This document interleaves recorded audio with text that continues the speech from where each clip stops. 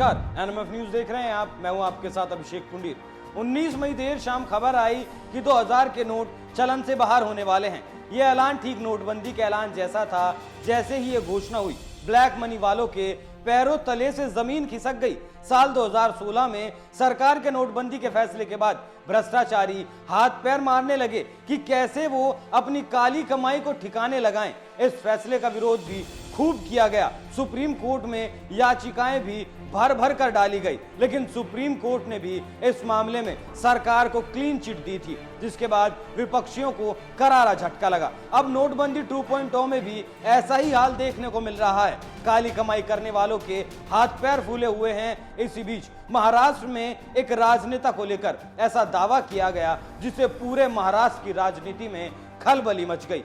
ये दावा बीजेपी विधायक नीतीश राणे ने किया है। नीतीश राणे ने शिवसेना उद्धव बाला साहेब ठाकरे के चीफ को लेकर यह बड़ा दावा किया है, बड़ा खुलासा किया है। उन्होंने ठाकरे पर आरोप लगाया है कि उद्धव के एक फार्म हाउस में अंडरग्राउंड पैसे का गोदाम बनाया गया है, जिसकी जांच होनी चाहिए। राणे ने कहा, भ्रष्टाचार के पैसे से कमाई गई 2000 के नोटों की गड्डियां करजत फार्म हाउस में रखी गई हैं। इसी कारण संजय राउत इस तरह की टिप्पणी कर रहे हैं। फार्म हाउस की जांच होनी चाहिए, पता लगाना चाहिए वहां कितना पैसा रखा गया है। उद्धव ठाकरे की युवा सेना के माध्यम से बीएमसी चुनाव में उम्मीदवारों को टिकट देने के लिए 2 करोड़ के टिकट कार्ड निकाला गया। उद्धव ठाकरे बिना पैसा लिए एक भी टिकट नहीं देते थे। अब उनका बेटा आदित्य ठाकरे भी वही काम करता है।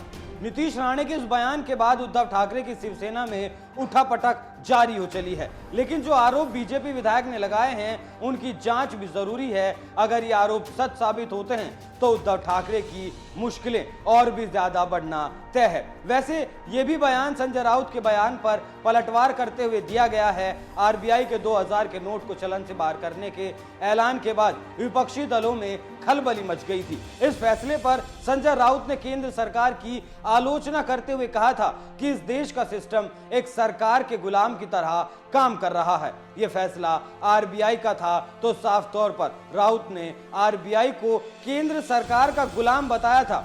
हालांकि आरबीआई के फैसले से विपक्ष केंद्र सरकार पर हमलावर है। कांग्रेस अध्यक्ष मल्लिकार्जुन खड़गे ने इस मामले की निष्पक्ष जांच की मांग की, तो वहीं दूसरी तरफ छत्तीसगढ़ के सीएम भूपेश बघेल ने इस फैसले को थूक कर चाटने जैसा बताया। हालांकि बीजेपी ने इन सभी बयानों का जवाब ये कहकर दिया कि काले धन और भ्रष्टाचार पर यह सर्जिकल स्ट्राइक है। इससे पहले भी नोटबंदी के वक्त हमने देखा था कि काला धन कमाने वाले लोग किस तरह से परेशान दिखाई दिए थे। अब एक बार फिर से इस फैसले से विपक्षी दलों को मिर्ची लगी है। आप इस खबर पर क्या राय रखते हैं, हमें कमेंट कर जरूर बताएं। नमस्कार।